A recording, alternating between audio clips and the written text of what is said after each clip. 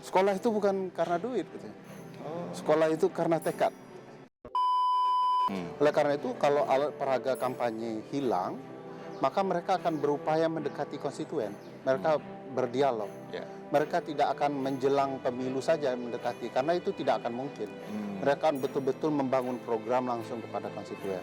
Dan itu jauh lebih murah dan mudah sebenarnya. Oke. Menjabat 2 tahun lebih, tapi ditunjuk. Padahal katanya dipilih. Ya, ada yang ngalasan itu kan PJ, tapi kenapa bisa 2,5 tahun? Bukankah putusan MK mengatakan kalau 2,5 tahun itu sama dengan 1 periode masa jabatan.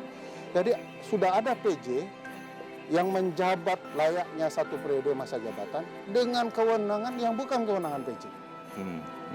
Kewenangannya sama layaknya dengan kepala daerah yang dipilih. Ini kan cara yang tidak konsisten menjalankan konstitusi. Catatan dari Bung Ferry ya, ini tahun politik, ya, lagi panas-panasnya, entar lagi 2024, ini apa yang perlu diantisipasi ya di tahun politik ini? Kecurangan. Kecurangan. Yang mesti menjadi concern isu kita bersama.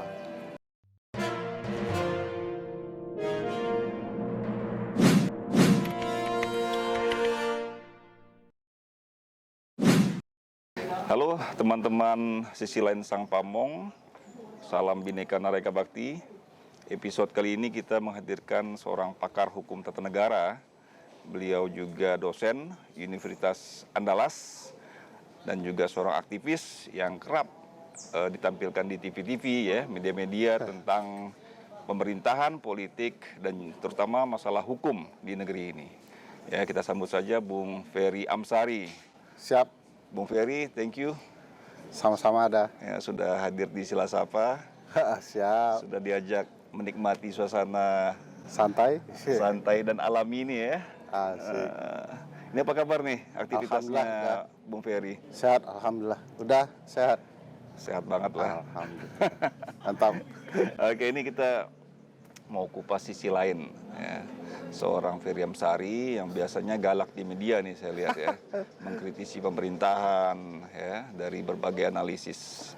Nah, ini gimana ceritanya 2 Oktober tahun 80 di Kota Padang itu ya. Orang tua seperti apa ya, kisah masa kecil, silakan Ferry. Lahir di Padang itu sebenarnya numpang lahir aja. Numpang lahir. Saya manggil Yose Rizalnya karena sesama Padang ya. Beberapa bulan kemudian setelah lahir pindah ke Malang, Jawa Timur. Ayah saya ikut diploma brevet pajak di Malang karena dia pegawai pajak. Pegawai negeri. Nah, ya menjelang SD kembali lagi ke Padang. Nah, sekolah SD sampai kelas 4 di Padang, lalu pindah ke Muarabungo, Jambi. Jadi yang kalau bicara setelah lahir, daerah atau kota yang paling berkesan, bukan kampung di pesisir selatan, bukan kota lahir di Kota Padang, tapi Muarabungo di Jambi. Yang konon katanya itu kota tempat merantaunya orang pesisir selatan Sumatera Barat ke sana. Karena ada ikatan keluarga pesisir selatan di sana. Saya besar di sana sampai SMA. Memorinya banyak di situ. Banyak di sana, bahkan keluarga pindah ke Palembang, saya nggak ikut. Saya ingin tinggal di sana. Faktornya banyak kenapa tinggal. Satu, mungkin karena naksir cewek kan, nggak mau berpisah, tinggal di sana. Kedua juga karena faktor teman. Dan saya pikir ayah saya terlalu sering pindah-pindah ya dengan pekerjaannya. Jadi akhirnya besarnya bukan di Padang, besarnya di Muarabungo. Orang tua perempuan kerja? DPR dapur. Ya, ibu yang paling hebat lah masaknya bagi saya ya. Paling enak. Nah, kemudian melanjutkan studi ya, sarjana di UNAN. Ya, sarjana hukum di UNAN. Waktu itu karena kami kan namanya saja kota lintas ya, tetapi Muara Bungo itu ya tertinggal lah dalam bidang pendidikan di mana-mana. Mental kami nggak terlalu siap menghadapi kemajuan pendidikan kota lain. Saya sempat merantau 3 bulan ke Yogyakarta untuk belajar lebih lanjut supaya lulus. Dulu namanya UMPTN. Kalau sekarang SBMPTN atau apalah namanya ya, untuk seleksi masuk itu perguruan tinggi. Begitu belajar di Jogja tertinggal luar biasa. Pesan ibu saya satu. Terserah kamu milih apapun kampus, tapi harus ada padangnya. Jadi salah satu dari 3 pilihan saya, IPC waktu itu campuran, saya memilih Universitas Andalas, Fakultas Hukum. Nah uniknya pilihan ketiga itu dah. Dan mungkin karena doa ibu saya supaya dekat sekolahnya, lulusnya di Universitas Andalas. Waktu itu tekadnya, pokoknya karena saya dulu suka menggambar, lumayan jago saya dah. Saya ingin masuk arsitektur, tapi ibu saya bilang kita tidak punya uang untuk arsitektur. Jadi saya pilihannya teknik sipil yang dekat.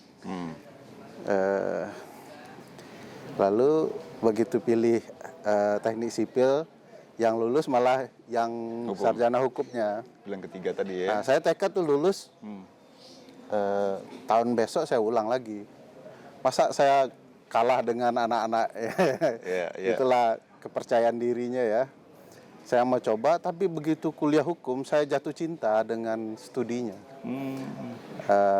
Saya ingat betul itu saya masuk kuliah almarhumah Dr. Sinta Agustina, pidana ini dah, bukan hukum tata negara. Wah, saya salut sekali dengan cara beliau menyampaikan. Saya bilang ini kayaknya keren juga kuliah ini. Panggilan jiwa kayaknya di hukum. Begitu saya telepon ibu saya nggak jadi ambil tahun lagi ke teknik sipil. Wah, dia bersyukur-syukur ya. Alhamdulillah, lanjutkanlah. Ternyata setelah suka malah lama tamatnya, ada 5 tahun. Jadi itu lama tamat karena ketemu lagi aktivitas dah. Aktivitas ya. Saya punya 4 organisasi di kampus. Semuanya intra kampus, bukan ekstra kampus. Jadi politik saya lebih netral dari kampus. Tadi saya jurnalis kampus. Saya juga jadi koordinator seni lukis di cabang Studio Merah namanya. Lalu saya aktif di BEM, aktif di Lembaga Pengenalan Hukum dan Politik. Nah, oleh karena itu saya akrab dengan seluruh organisasi ekstra kampus, HMI, GMNI, KAMI dan segala macam. Saya dekat semua dengan itu ya sejak kuliah. Sejak kuliah. Nah, mau tamat 4 tahun, tiba-tiba saya diamanahkan jadi ketua salah satu organisasi. Kuliah sudah nggak ada itu dah. Jadi 1 tahun itu saya ngurus organisasi aja. Ketua di Fakultas Hukum? Universitas Andalas. Unit Kegiatan Mahasiswa Pengenalan Hukum dan Politik namanya. Oh itu, Nah setelah tamat SH ya, menyandang titel sarjana hukum, itu gimana? Kok tertarik menjadi dosen itu ceritanya? Awalnya berkegiatan di lembaga, setelah tamat itu berkegiatan di salah satu NGO namanya Badan Anti Korupsi, Bako Sumbar gitu ya. Tiba-tiba saya diajak oleh guru saya, Prof. Saldi Isra, mau nggak bantu saya di Pusat Studi Konstitusi. Nah kebetulan mimpi saya jadi dosen, karena melihat beberapa figur ya, dosen-dosen yang kayaknya menarik juga jadi dosen ini. Tapi ketika saya mau jadi dosen itu tidak ada lagi syarat untuk S1, S2 yang ada. Saya belum S2. Terus guru saya, Prof. Saldi bilang, kalau Anda berminat jadi dosen, kuliah S2. Saya enggak ada duit, katanya. Saya ingat betul dia bilang, sekolah itu bukan karena duit, katanya. Sekolah itu karena tekad. karena bodohnya saya, dia pintar, saya bodoh gitu ya. Kita bingung malah ya. Saya penuhi itu. Iya. Saya daftar S2, dah. Oke. Duit nggak ada. Jadi saya ingat bagian tata usaha pasca sarjana UNAN itu menagih-nagih uang SPP ke saya itu. Saya masuk terus kuliah. Bahkan saya itu berutang cukup banyak ya. Waktu itu memang sebenarnya murah ya untuk S2 sekarang sekitar 3 jutaan berapa. Tapi karena menumpuk setiap semester lumayan besar juga. Ya. Saya nggak bisa bayar, padahal nilai saya sangat bagus. Sudah nyusun tesis. Begitu daftar ujian nggak bisa, bayar dulu utang lo.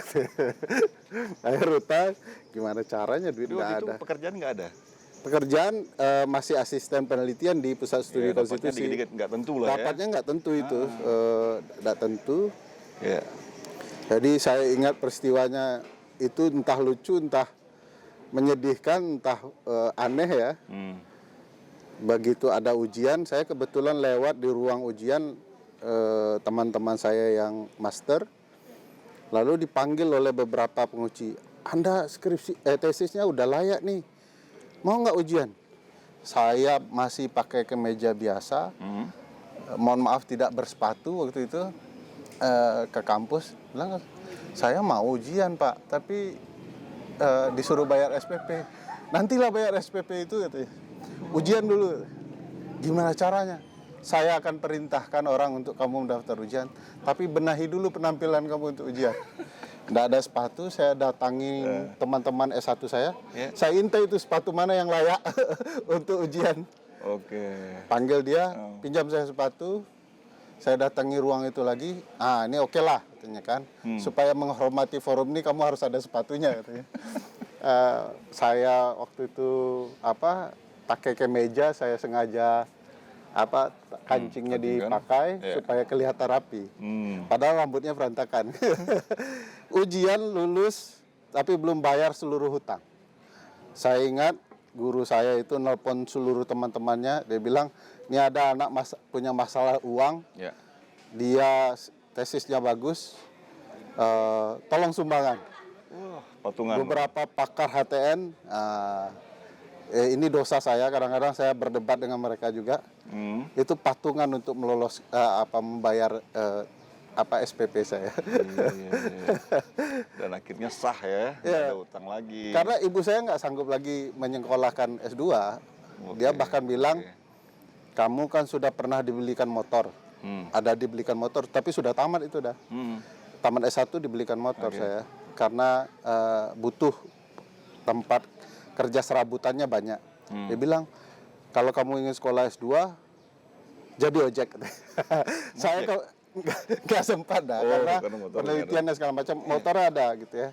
Nggak sempat. Saya terbayang kalau Gojek ada masa itu, saya pasti daftar itu. Buat bayar SPP tadi ya? Bayar SPP tadi. Oke. Nah, kemudian berhasil setelah S2, betul-betul jadi dosen. S2, kemudian lulus, saya memenuhi syarat, ikut ujian, jadi dosen, dilantik, lalu yaitu pengalaman, lalu sekolah lagi tempat lain begitu. Iya. Nah, kita bicara soal materinya ya, hukum tata negara ya. Karena di penonton Silasapa ini juga kebanyakan dari pemerintahan ya, praja yang mungkin bisa dicerahkan dengan kepakaran Bung Ferry tadi soal hukum tata negara ya. Ini basicnya seperti apa melihat hukum tata negara dari dulu sampai sekarang? Sebenarnya hukum tata negara kita itu ketika Orde Baru berkuasa, berdasarkan tulisan Prof. Sri Sumantri, sudah hampir 40 tahun bisa dikatakan mati suri. Kalau saya membahasakannya tidak berguna gitu ya. Karena apa yang ada di Undang-Undang Dasar, apa yang ada di dalam teori tidak pernah sesungguhnya dipraktikkan ketika Orde Baru. Jadi tidak bermanfaat lah. Nah, ilmu ini baru dapat tempatnya ketika kemudian orang sadar betapa pentingnya konstitusi, lalu terjadi reformasi, buat konstitusi baru. Nah, di sana baru dapat Indonesia tempatnya. Ya. Dan semua diatur dengan jauh lebih baik, walaupun tidak bisa dikatakan mendekati sempurna karena buatan manusia itu. Bahkan dulu kan pernah digagas perubahan kelima, Ya. dan perubahan kelima itu sebenarnya jauh lebih menarik dari perubahan keempat. Naskahnya sudah ada, sudah di tangan MPR, tetapi tidak dijalankan. Apa menariknya dari yang amandemen keempat? Keempat itu kita sudah tidak membagi kekuasaan negara 3 lagi. Kita sudah membagi dalam konsep 5 cabang kekuasaan. Di tahun 1700-an model 3 kekuasaan negara ini sudah dikembangkan di mana-mana di dunia, termasuk Trias Politika begitu ya. Begitu penelitian Bruce Ackerman di tahun 2000-an menjelaskan Trias Politika itu sudah berkembang gitu ya. Menjadi 5 cabang kekuasaan, parlemen 2, eksekutif, yudikatif, dan yang kelima lembaga berintegritas atau lembaga independen. Oke. Nah, persis gagasan itu di dalam reformasi konstitusi kita termaktub. Ya, ada 2 cabang parlemen, ada eksekutif, ada yudikatif dengan 2 cabang juga sebenarnya. Ya. Lalu kemudian ada lembaga independen seperti KPU, begitu ya, Komisi Yudisial di dalam konstitusi kita. Harapannya ini akan jauh lebih bisa berjalan dengan baik. Nah, beberapa tahun saya pikir memang sangat menarik ya, berjalan dengan baik. Tapi kian kesini, kian melihat situasi kekinian, upaya untuk meninggalkan kesepakatan konstitusi itu semakin jauh, semakin melebar, dan bahkan pengabaiannya menurut saya juga luar biasa. Oke, baik. Saya mau bawa ke otonomi daerah ya. Siap. Otonomi daerah juga. Gurunya ini. Nikah. Ya. Cuman dari perspektif hukum tata negara kita, terutama di Undang-Undang Dasar 45, misalnya di pasal 18 ya, ada otonomi seluas-luasnya begitu ya. Sampai juga di Undang-Undang Pemda, pemerintahan daerah kita ya, 23 2014 juga disebutkan ya bagaimana otonomi daerah itu dijalankan dengan seluas-luasnya. Cuman sekarang ini agak samar-samar ya, seluas-luasnya nih ya, dengan penarikan, ada isu-isu sentralistik ya. Tapi bagi saya itu sesuatu yang wajar ya kalau saya lihat, karena memang pemerintahan ini dinamis ya. Mungkin saja saat ini yang diperlukan sentralistik tadi gitu ya. Nah, tidak seiring zaman pasti ada perubahan tersebut. Nah, bagaimana pandangan Bung Ferry? Ya, sebenarnya konsep otonomi daerah seluas-luasnya itu lebih kepada kesepakatan politis dan kondisi geografis juga. Sebagian perdebatan di awal kan pilihannya adalah bagaimana membangun konsep negara kesatuan yang baik, tetapi juga menempatkan daerah pada posisi tersendiri. Nah, federalisme waktu itu tertolak karena aspek sejarah. Kita punya sejarah yang kata beberapa orang sebagai sejarah kelam ya, karena menimbulkan banyak hal. Lalu direkayasalah dengan para penggagas otonomi daerah ya, Pak Profesor Rias Rashid, Andi Malaranggeng dan lain-lain itu.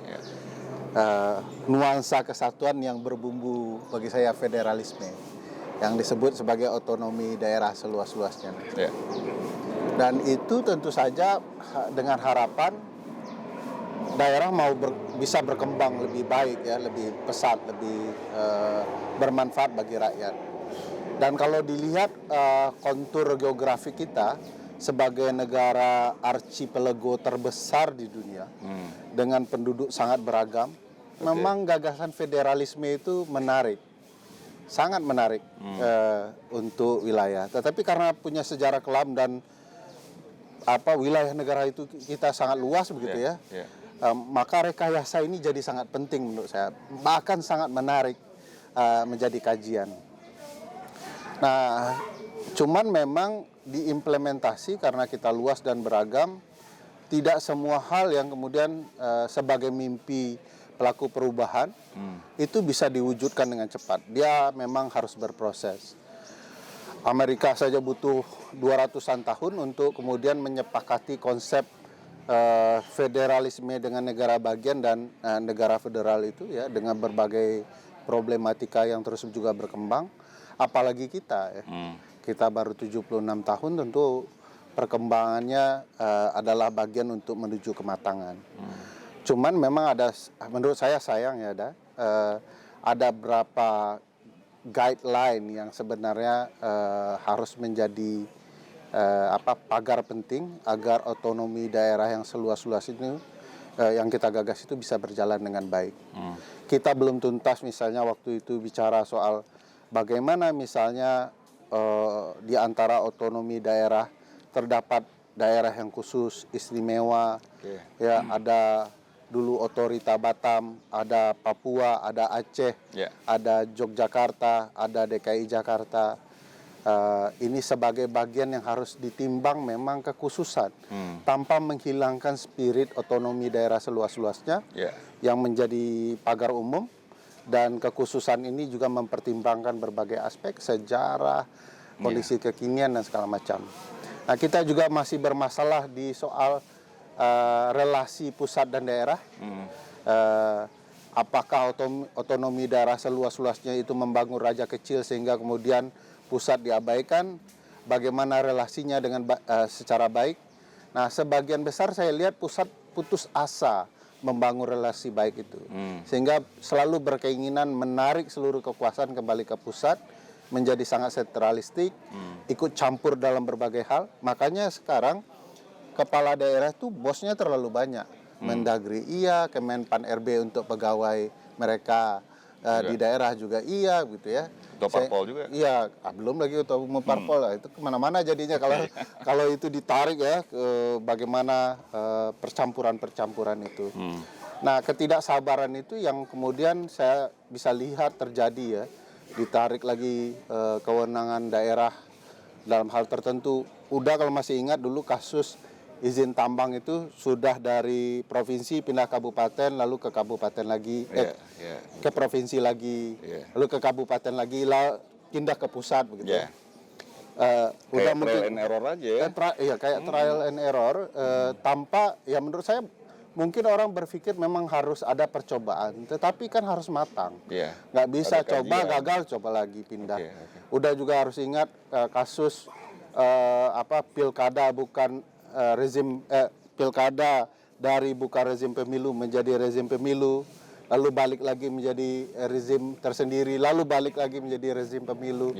Ini kan bagi saya konsep yang tidak matang bicara relasi pusat dan daerah, dan bagaimana daerah itu diberikan kesempatan yang baik untuk bisa berkembang.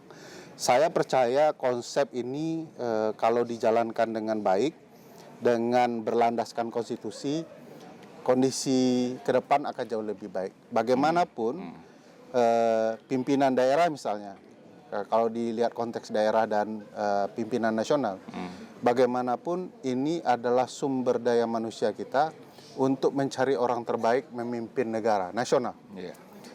Jokowi dari sana, dulu mana ada kepala daerah bersaing membangun daerah dah. Yang penting dekat dengan pusat, itu yang penting. Tapi sekarang karena dipilih langsung oleh rakyat, mereka mau mencontohkan saya bisa bekerja dengan baik, lalu tiba-tiba orang mencalonkan dia untuk ke tingkat nasional. Jadi banyak konsepnya, banyak konsep kita yang menarik, yang bagus-bagus. Tapi memang di titik tertentu Jakarta ya nasional begitu ya, terlalu juga bernafsu dan tidak sabar untuk membangun relasi yang baik dengan pemerintah daerah. Baik, kurang sabar itu juga mungkin ada berangkat dari kultur reformasi kita ya. Artinya begitu reformasi terjadi ya semuanya dirombak total. Segala yang berbau orde baru itu juga haram ya. Itu pasti buruk gitu. Padahal di sisi lain juga salah satu contoh ya, misalkan kalau kita kaitkan dengan kepala daerah tadi, ada pasal yang saya lihat dihilangkan ya. Artinya kepala daerah yang selayaknya harus berpengetahuan, berpengalaman itu hilang. Yang ada kepala daerah yang dikenal dan mengenal masyarakatnya. Otomatis ya muncullah promosi-promosi, baliho-baliho ya, entah di mana dia tinggal, yang penting balihonya di sana gitu. Dan dia dianggap dikenal masyarakat ya.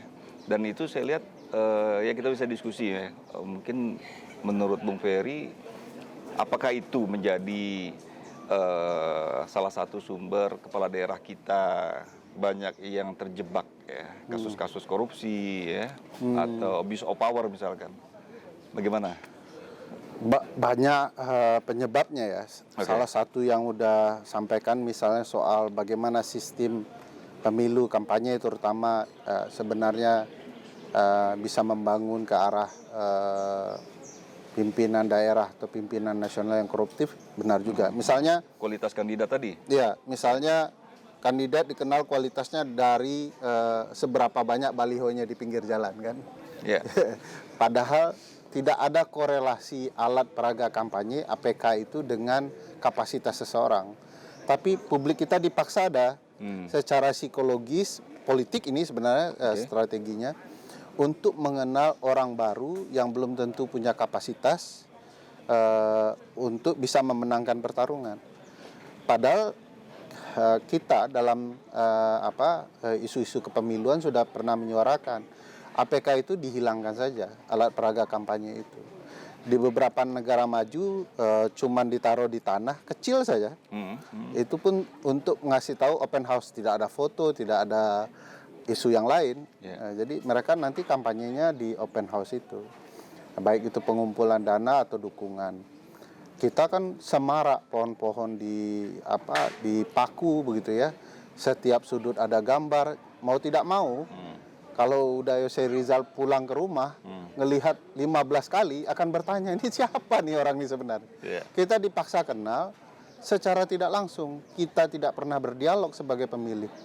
Oleh karena itu, kalau alat peraga kampanye hilang, maka mereka akan berupaya mendekati konstituen.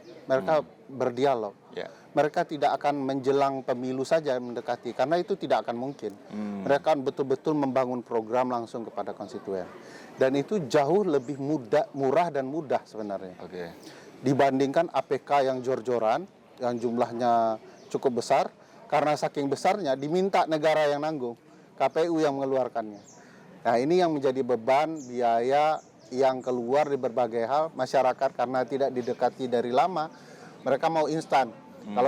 Kalau mau milih, bayar saya. Atau mereka menawarkan kepada rakyat, ini uang supaya memilih. Dan timbul persaingan kan, serangan subuh, duha, fajar, sampai tahajud ya. Karena tahajud itu untuk bayar penyelenggara pemilu itu yang hitung-hitung ya. Keluar biaya beban mahal, ya akhirnya begitu berkuasa ingin balik modal. Ingin tidak hanya kembali modal, tapi juga untung besar. Dengan memanfaatkan seluruh program untuk periode berikutnya. Jadi itulah yang salah satu cikal bakal. Selain banyak ya, misalnya demokrasi internal partai yang tidak sehat, calon-calon yang muncul itu juga berbayar. Kan kita bisa lihat sudah dia bukan siapa-siapa, from the middle of nowhere dalam dunia politik. Begitu masuk partai, tiba-tiba jadi calon, tiba-tiba langsung terpilih. Apa yang menyebabkan dia jadi calon? Semua orang tahu sudah ada praktik uang maharnya kan. Maka saya selalu bercandanya di politik kita itu berlaku 4 perda. Pertalian dakwah, pertalian daerah kalau dia sekampung, pertalian darah gitu ya. Yang paling penting itu pertalian dana gitu ya. Sepanjang dia ada uang, dia akan segera mencalonkan. Nah, pertalian inilah yang akhirnya membuat korupsi dan segala macam. Luar biasa. Jadi memang memprihatinkan ya sebenarnya demokrasi kita yang bagus secara normatif, tapi ketika di fakta empirik yang terkumpul adalah berbagai kasus seperti tadi ya.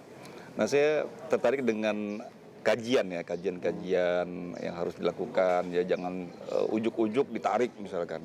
Ya, ujuk-ujuk disamaratakan ya. Kalau istilahnya Prof Jo yang sering dia kemukakan itu pembagian sepatu seluruhnya dapat nomor 42. Mau kakinya besar, kecil pakai aja gitu ya. Nah, itu analoginya seperti itu. Nah, ini gimana menurut Bung Ferry ya, kalau kalau kita ambil teorinya Michael Foucault misalnya ya, antara pengetahuan, kekuasaan itu memang bertalian dan harusnya seiring ya. Yang berkuasa hendaknya punya pengetahuan untuk apa yang dia gunakan kekuasaan itu. Nah, yang terjadi sekarang gimana nih cara membenahinya nih dari aspek hukum tata negara? Saya percaya politik dan ketatanegaraan itu kan sangat dekat ya, Iya, betul. birokrasi setelah itu, hukum administrasi negaranya. Yang karena sumbernya adalah politik, ruang paling besar sumber itu adalah partai politik. Partai politik harus diniatkan benar dulu. Parpol dulu. Ya, Oke. kalau udah baca sejarah perkembangan demokrasi konstitusional kita, Ya. di reformasi tidak ada yang tidak kita perbaiki. Kalau perlu ciptakan lembaga baru, kecuali satu hal, partai politik tidak ikut diperbaiki. Iya, itu salahnya. Partai politik kita itu perusahaan keluarga, namanya partai politik. Jadi tidak betul-betul partai politik, perusahaan keluarga, milik keluarga. Satu orang menguasai dominan partai, bukan kader-kader. Sehingga partai yang tidak demokratis itu akan menghasilkan figur-figur yang tidak demokratis pula. Akhirnya dia akan memimpin karena kehendak partai. Oke. Maka ada timbul bahasa petugas partai, segala macam ya, yang melihatkan dominasi partai bukan dominasi kader. Nggak ada yang menyebut petugas kader partai. Iya. Jadi kadernya yang menentukan arah juang. Selama ini partai menentukan ketua umum dan sekjen partai. Oke. Mereka yang menentukan baik itu caleg, DPR, kabupaten, kota, provinsi, nasional, kepala daerah, hingga presiden. Nah, ini yang kemudian terlalu dominan. Harusnya ada mekanisme internal di partai yang menghasilkan sesuatu. Baru nanti kita akan merasakan DPRD kota kita dekat dengan kadernya, provinsi dekat dengan kadernya, DPR RI dekat dengan kadernya, presiden paham suasana kebatinan yang harus diperjuangkan di kader, dan kita akan menghasilkan dengan orang-orang seperti ini Mahkamah Konstitusi yang baik, Mahkamah Agung yang baik. Nah, kalau sumbernya, saya percaya konsep garbage in, garbage out kan. Ya. Kalau sumbernya dibenahi, maka dia akan baik. Nah, problematikanya sumbernya bermasalah, tiba-tiba hakim konstitusi dipecat gitu ya. Karena kendalinya ada di DPR, sehingga akhirnya para hakim ketakutan memutus yang adil. Jadi takut dengan pemecatan itu. Nah, ini kan jadi problematika. Bagaimana mungkin hakim konstitusi bisa melindungi hasil pilkada, hasil pileg, hasil pilpres dengan benar kalau mereka diancam kekuatan partai yang ada di parlemen kan gitu. Oke, ya. Saya ada sedikit pendapat soal kekuatan partai tadi. Saya mau kaitkan dengan isu yang lagi hangat saat ini, sistem proporsional tertutup dan terbuka ya. Nah, ini menurut Bung Ferry, mana yang lebih besar ya power partai tersebut untuk membenahi internal dia melalui sistem proporsional tertutup atau yang terbuka? Tidak ada sistem yang paripurna betul. Oke. Yang perlu dibaca dari sistem sejauh mana konstitusionalitasnya dan daya potensi keberhasilannya dengan harapan rakyat. Jadi bukan soal terbuka tertutup penting karena banyak sekali sistem pemilu ya. Yeah. Nah, perdebatan kita di dua ini terus menerus, hampir tiap tahun menjelang pemilu. Betul. Ulang-ulang begitu. Yeah. Nah, saya ingat betul karena ini tidak ada yang baik, maka harus dimatchingkan dengan pilihan konstitusional kita. Dan dengan kondisi partai yang belum sehat betul demokrasi internalnya. Kalau semua dikendalikan ketua, tentu apa yang muncul kalau tertutup adalah kehendak ketua kan. Oke. Nah, saya pikir kalau kita membaca putusan MK nomor 22/24 PUU 6 Romawi tahun 2008 kan sudah dinyatakan sistem pemilu proporsional terbuka adalah pilihan konstitusional kita. Kenapa? Ada pasal 1 ayat 2 yang mengatakan kedaulatan rakyat adalah kedaulatan tertinggi ya. Dengan itu artinya rakyat yang berhak menentukan nih siapa yang duduk nih mewakili kami. Okay. Bukan direpresentasikan kepada ketua umum partai untuk menentukan siapa yang terpilih dalam konsep sistem proporsional tertutup. Okay. Apalagi ada azas pemilu langsung gitu ya. Tidak hanya memilihnya langsung, tetapi memastikan pilihan langsung itu adalah pilihan dia yang akan duduk di parlemen. Nah, ada yang mengatakan kan pasal 22 itu juga menyebutkan bahwa peserta pemilu adalah partai politik. Loh, proporsional terbuka tidak mengartikan partai politik tidak jadi peserta pemilu, tetap jadi peserta pemilu. Kader-kadernya itu adalah kader partainya, bukan kader yang lain kan. Jadi tetap, nah alasan itu tidak berdasar. Ada yang mengatakan proporsional terbuka akan lebih cenderung terjadi politik uang. Loh, emang tertutup tidak terjadi politik uang? Kamarnya aja yang berbeda.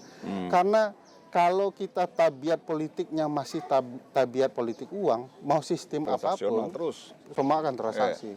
Dulu di zaman Uda dan saya sekolah SMA mungkin ya, kita udah dengar serangan subuh.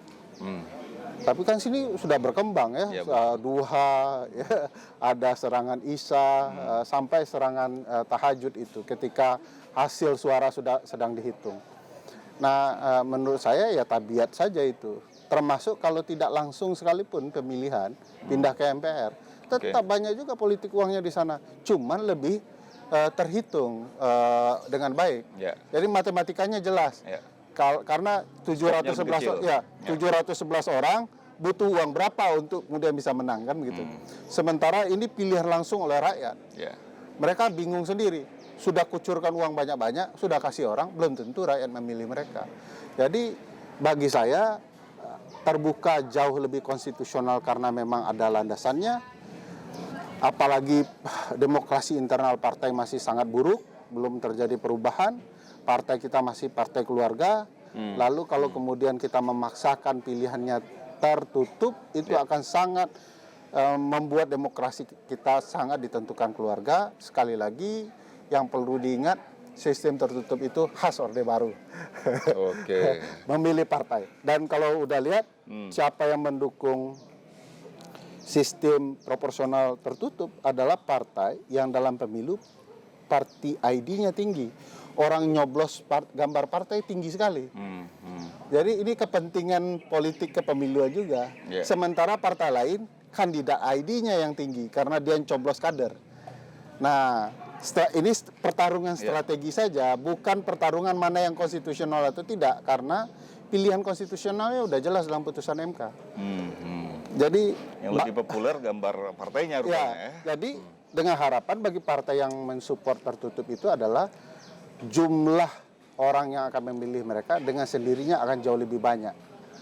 Dengan itu artinya bisa mereka 25 hingga 30%. Nah, kalau sudah 30% kan nanti mayoritasnya mutlak itu di parlemen. Tinggal goyang dikit partai lain aja kan. Nah, supaya fair menurut saya pertandingannya memang harus terbuka, rakyat menentukan, tidak karena berdasarkan kepentingan atau keuntungan satu partai saja. Ya, kembali lagi soal desentralisasi ya, dengan kaitannya dengan politik tadi ya. Hampir 2 dekade lebih lah kita jalani reformasi ini. Itu tidak jauh dari harapan istilahnya. Bung Ferry sebagai aktivis juga ya, semasa saya kuliah dulu ya, membayangkan bagaimana reformasi meletus 99, ini 2 dekade lebih lah artinya ya. Harusnya juga demokrasi kita semakin matang gitu. Nah, banyak juga pemikiran dari para pakar ya, untuk mengkoreksi kembali bagaimana bentuk desentralisasi, bagaimana bentuk pilkada ya untuk daerah-daerah kita dengan konsep desentralisasi asimetrik misalkan ya, dengan melihat ternyata di daerah ini penduduk masyarakatnya kalau dikasih pemilihan langsung dia orientasinya ke money politik gitu, tidak melihat siapa yang kampanye, tidak melihat visi misinya, tapi wani piro misalkan. Tapi juga ada juga karakter masyarakat yang melihat pemikiran kritis tadi ya. Dia gali betul visi misinya, dia lihat track recordnya. Jadi sejumlah daerah tertentu kita ada kebijakan khusus lah. Bagaimana kalau dari aspek pemikiran Bung Ferry? Sebenarnya Undang-Undang Dasar kita kan sudah menerapkan pilkada asimetris ya, kalau bicara pilkada. Demokrasi asimetris itu. Kita beda di Aceh dengan perbedaan yang sebenarnya tidak menarik amat ya. Cuman beda ada partai lokalnya, ada penyelenggara yang namanya beda tapi sebenarnya sama. Tidak ada esensi perbedaan sebenarnya. Kalau mau dibedakan betul, Aceh itu sebenarnya bisa. Lalu ada Papua dengan perbedaan juga slightly dengan daerah lain gitu ya. Lalu ada Yogyakarta yang menganut sistem kerajaan karena berbagai faktor ya, sejarah dan segala macamnya. Lalu ada DKI Jakarta dengan proses tunggal pemilihan hingga kemudian mempengaruhi cabang-cabang kota yang ada di bawahnya. Ya sudah diterapkan. Nah, sekarang kan ada gagasan lebih memperluas asimetris itu. Betul. Problematikanya tidak ada daerah selain yang 4 tadi yang merasa tidak patut diistimewakan. Menurut saya perlu bersabar ya, karena demokrasi asimetris. Karena saya belajarnya di Amerika ya. Amerika itu juga asimetris, negara bagian itu karena dia negara bagian ya. Berbeda-beda, tapi mereka berani mempertahankan perbedaan itu dalam jangka yang panjang secara umum. Bukan tidak ada perubahan, seiring waktu ada perubahan, tetapi mereka menjaga betul. Misalnya orang Amerika selalu komplain soal electoral college dalam pemilu. Siapa mereka kok suara mayoritas dikalahkan oleh electoral college begitu ya. Kasus misalnya seperti Bush versus Al Gore. Al Gore menang mayoritas, tetapi karena electoral college-nya akhirnya Bush yang menang. Kasus Donald Trump, Hillary Clinton ya. Hillary menang mayoritas, tapi Donald Trump menang di electoral college-nya. Sebagian Amerika merasa tidak fair, tidak setuju, terutama kaum Demokrat ya, Partai Demokrat. Tapi itu mereka pertahankan sebagai tradisi yang dijalankan sehingga orang mengenal sistem demokrasinya dengan baik. Kalau mau menang begini, kalau mau mendekati orang begini, dan rakyat juga tahu caranya. Nah, mestinya kita punya kesepakatan model konstitusional apa yang harus diterapkan.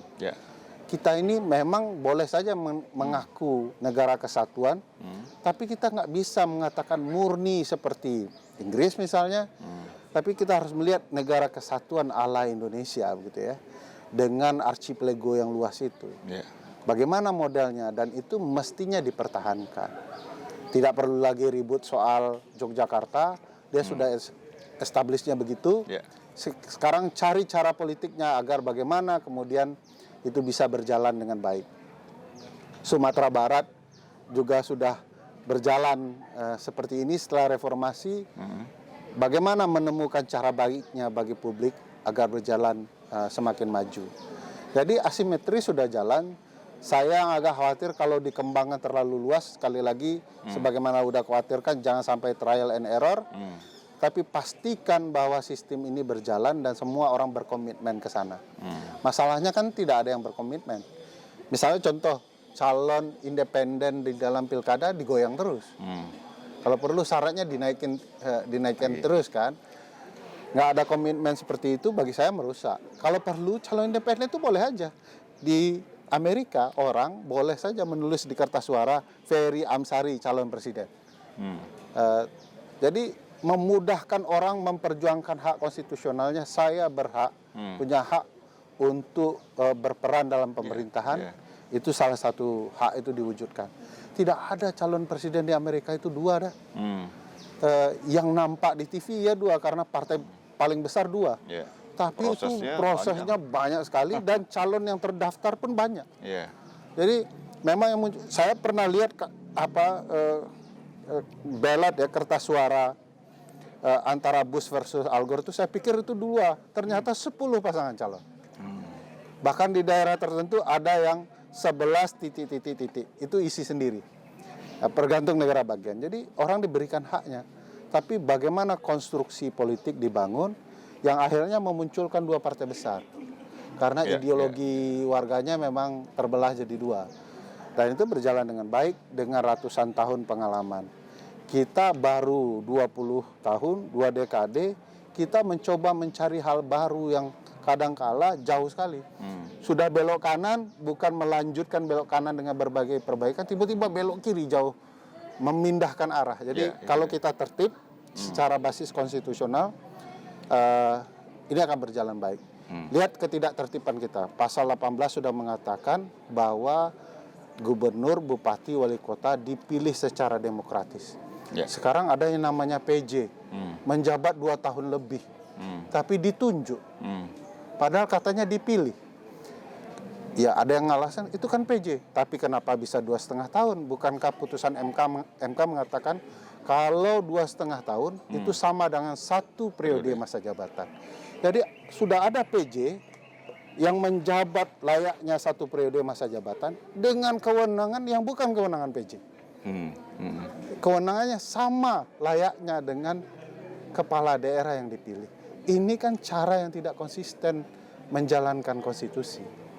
Ya, karena ada momentum itu tadi ya, 2024. Pilkada serentak, sehingga lalu dibangun alasan. Ya. Kalau mau konsep darurat atau kesementaraan karena pilkada serentak yang Malik itu satu waktu terjadi, saya pikir sederhana aja.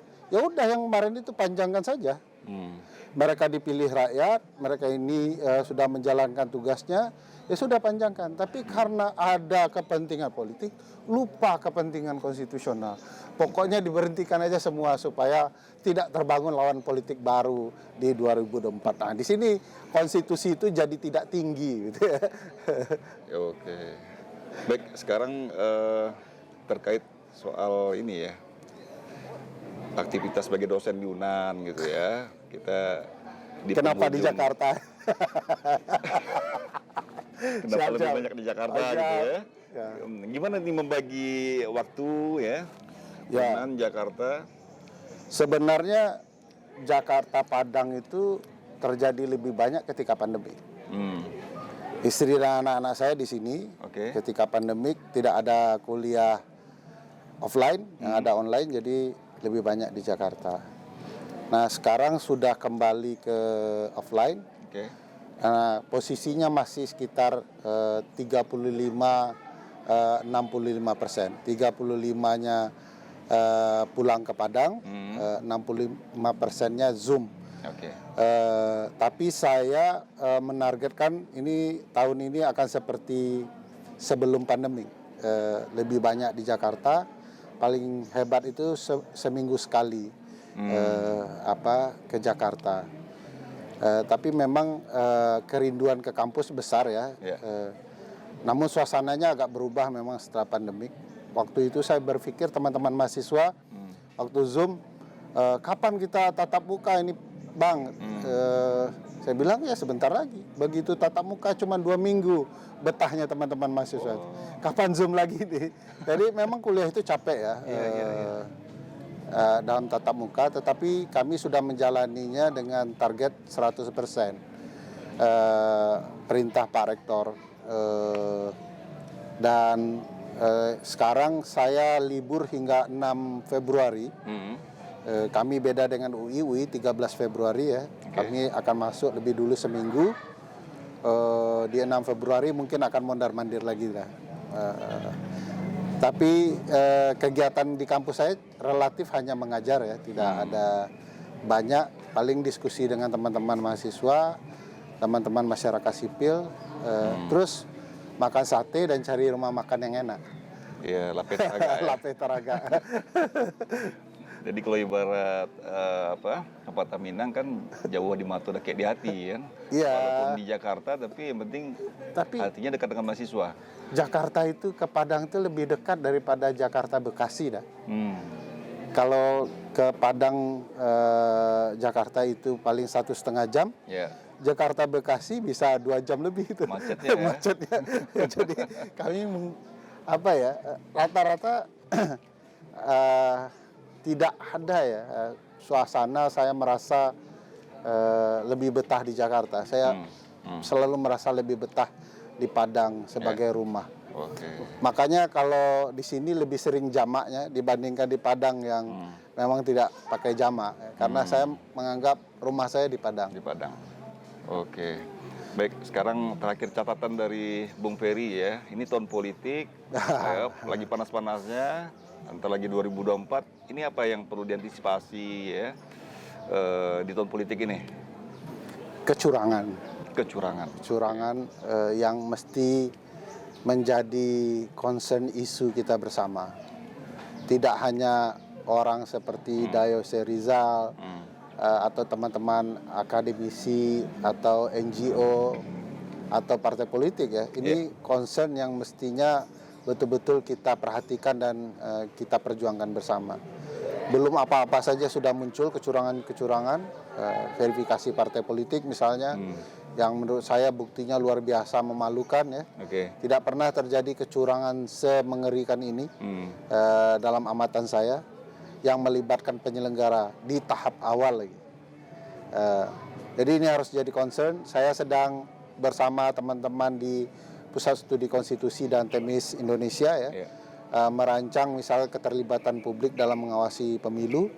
Jadi kita tidak lagi melihat kecurangan itu sederhana. Kita harus melihatnya secara hukum. Misalnya kalau menemukan kecurangan, buat alat buktinya harus jelas. Tidak seperti 2019 kemarin dah. Ada video kecurangan, tapi kita tidak pernah tahu TPS mana itu barang. Nah, kita tertibkan bersama, publik diajarkan bagaimana kemudian mendokumentasikan kecurangan agar dia bisa menjadi alat bukti yang sehat di proses pengadilan. Pengadilan juga tidak bisa macam-macam kalau alat buktinya benar begitu ya.